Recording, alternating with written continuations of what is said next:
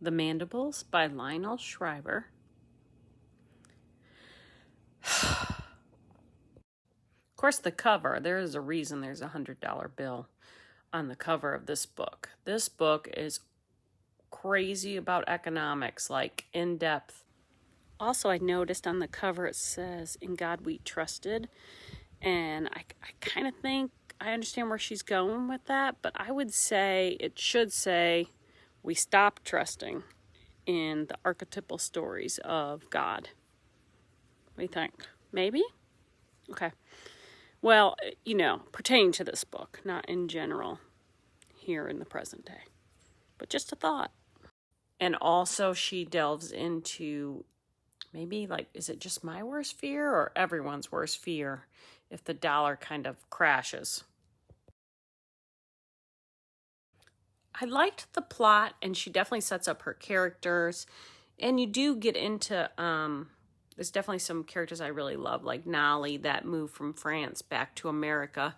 She was an expat and came home to be with her family. I think she ended up really being my favorite character that I was rooting for all the time. You know what I realized just as I was doing this review? That no, she was a sleeper character, and Lionel Shriver is such a good writer that she surprised me in making her my favorite character. So that is intriguing and excellent writing, I have to admit. This book is similar to, the best I can describe is Atlas Shrugged, which I loved. And then I will say this book I didn't love as much. I'm going to confess right now, I read this book in physical form, and I was kind of glad because there were parts that were so hard to take that I just moved forward a couple pages. I felt like I got the gist, and it was too much.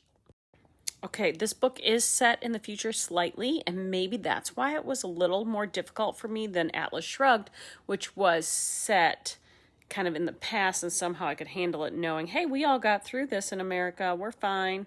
So, and this is very much of dystopian, watching America fall apart and lose the value of the dollar and what evolves. That's the basic plot summary. Some tips: I read this only in daytime because it's very realistic, and it does kind of help you prepare. A lot of times people say reading is, to learn, and I would say this is definitely it takes you through the experience.